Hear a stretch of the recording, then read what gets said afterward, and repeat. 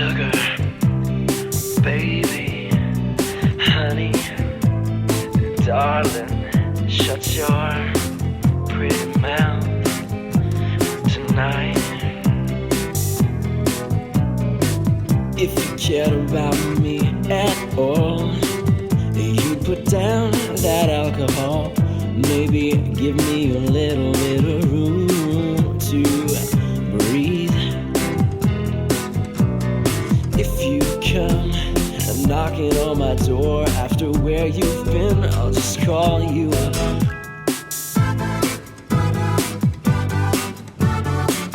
If and when you decide to call, I'll get up and throw the machine at the wall. Sugar, baby, honey, darling, you're crazy as your mama is, I swear. Oh yeah, you're as crazy as your mama is. Oh, by that I'd swear. You see, you broke me down so bad this time that I think I'll be on repair.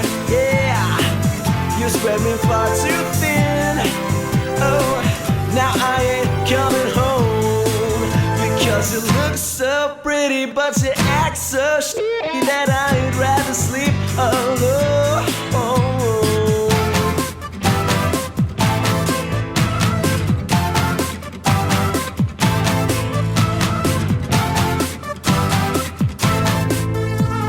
You could have been my princess or my queen, but Cinderella, you don't fit when you're so mean. So go on, get out of my life tonight.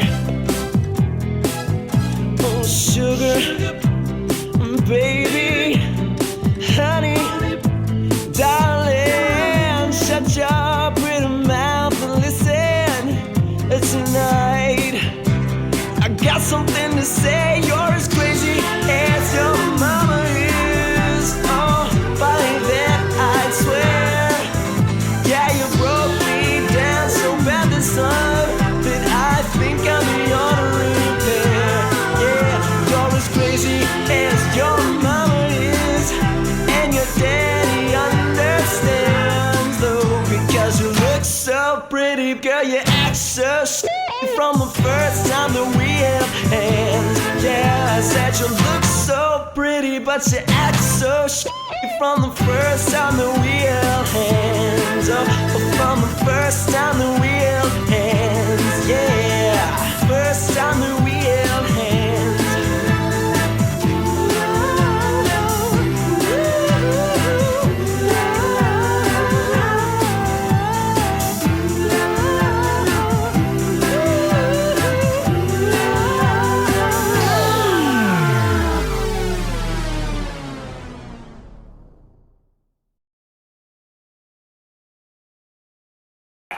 Capital F, capital R, capital O, capital M. That's very important.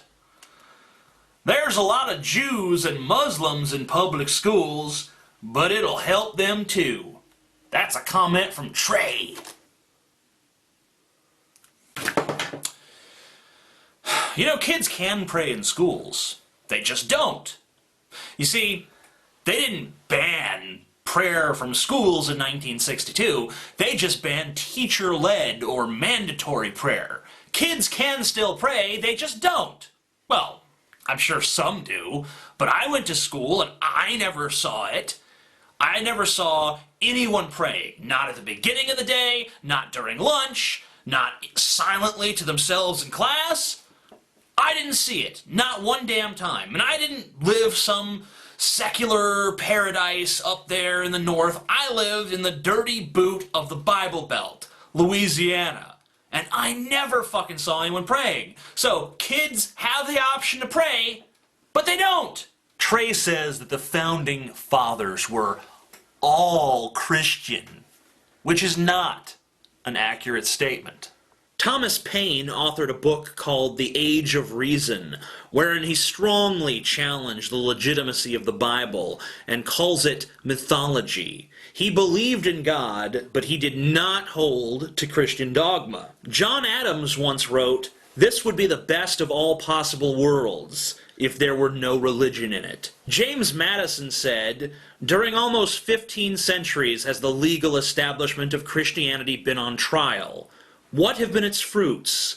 More or less, in all places, pride and indolence in the clergy, ignorance and servility in the laity, in both superstition, bigotry, and persecution." Thomas Jefferson has numerous quotes on the record that make it very clear, while he believed in God, he did not hold to Christianity. He called the Gospels defective and doubtful, and said that Christianity neither is, nor ever was, a part of the common law. Since prayer has been taken out of the school system, we have seen a decline in our children, with perversion, gangs, homosexuality, and murder, to name a few. Satan knows if he can attack our children, he has attacked our future, and that's Deborah. Okay, well, mandatory teacher-led prayer was banned in 1962. So, if taking prayer out of schools is what started all this mess in the first place, then 1960 should have been just peachy keen. But it wasn't.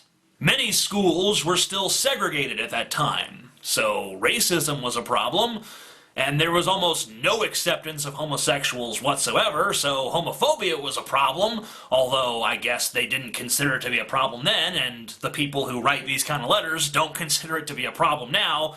They consider acceptance to be the problem. But at least kids weren't doing drugs. Oh wait, yeah, they were. Why do you think they made films like Reefer Madness in 1938? And then it says the man who sells them told her they wouldn't hurt it. Come on, give me one. I haven't got any more. Do you think they made a film targeted towards teenagers against smoking weed because teenagers weren't smoking weed and were at no risk for smoking weed at any point in the near future? No, they made it because they knew kids were smoking weed. You don't waste money making videos against things that people have no urge or indulgence to do in the first place. They were smoking weed. That's why you had an anti-weed campaign. So prayer didn't make anyone realize that segregation was wrong. God talks to us, but he never tells us anything useful like, hey, don't discriminate against people who look different than you. God left that one out. And it didn't solve the homophobia problem. Well, it made the homophobia problem worse. I mean, Leviticus, hey, right? And it didn't stop kids from doing drugs, but maybe it stopped them from having sex. No. I'm sorry, it didn't even stop them from having sex. In fact, the teen pregnancy rate in the 1950s was higher than it is today. And that's factoring in abortion. That's not the reason.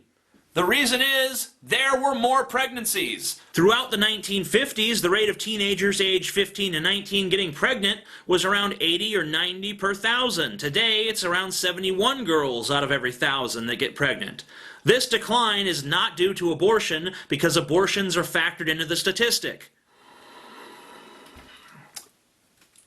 In other words, prayer is useless. It doesn't stop kids from having sex. It doesn't stop kids from doing drugs. It doesn't make them more accepting, more enlightened. It doesn't make them better people. It doesn't do anything. Prayer is fucking useless. It does zip, zilch, nada, nothing, not one fucking result. Get the fuck out of here. What other theories are there? The prayer thing doesn't add up.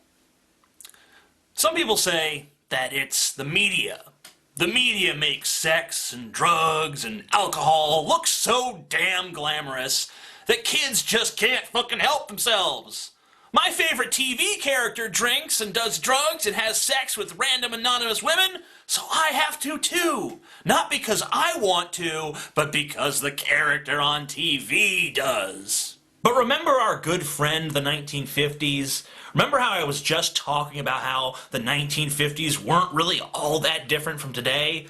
Well, there is one major difference. Back then, in the 1950s, the media was pretty much devoid of sex and drugs. And yet, people still had sex. Otherwise, how could we possibly be here? And they still did drugs. This includes teenagers. Teenagers were fucking, and they were doing drugs, and they were drinking alcohol, even when the media wasn't really pushing it on them. But if you want to go even further back, let's open our Bible to Numbers. Numbers 31, 17, and 18. Now therefore kill every male among the little ones, and kill every woman that hath known man by lying with him. But all the women children that have not known a man by lying with him, keep alive for yourselves. This is God commanding Moses and his army to rape the virgin daughters of their slain enemies. What kind of mass media was influencing Moses? I think that sex and drugs and violence must have always been pretty popular, because if you are being told to slaughter your enemies and to have sex with their virgin daughters by an invisible voice in the sky, then you're horny and you're on drugs and you're a pretty violent motherfucker. I have my own theory. Are you ready for my theory, America? Are you ready for my theory, planet Earth? Here's my theory. I think that teenagers have sex and drink alcohol and do hard drugs for the same reason that adults have sex and drink alcohol and do hard drugs. Because it's fun! This isn't a hard sell. It's not even a sell at all. Do you guys want to follow your natural biological imperatives to have sex? Why, yes, we do. Hey, do you want to take this illicit substance which will make all of your problems disappear from your mind and relieve all your stress and anxiety? Why, yes, I think I do want that. It's not tough to sell to people. People already want it. You don't need a slick media campaign to sell it to people. That's my theory, but hey, I'm probably fucking stupid. It's probably because we don't give Jesus enough thanks, and because you saw Bruce Willis or some shit do it in a movie once. Give me a fucking break. The November 1st deadline for ordering my book, The Final Revelation, is fast approaching, so if you've been procrastinating and saying you're gonna buy it, and you haven't bought it just yet, now's the time to do so. I might extend the deadline to the 5th, but that's the absolute longest we can keep it going. It just depends on what kind of demand we're seeing at that point. A lot of people have asked what the book is actually about. It's not about anything. It's not a novel. It's a collection of essays on a wide variety of topics. I'm far too scatterbrained to stay on one topic throughout an entire book. But it offers some of my insights and perspectives onto a lot of issues, kind of like a more fleshed out version of what I do on YouTube. So, if you want it, order it now, because you won't be able to get it in a few days. By the way, if you haven't been watching my stuff on That Guy with the Glasses lately, I've been doing a lot of really good shit over there. I did a history of the vampire, I did a comparative analysis of Nosferatu and Dracula, the 1931 version.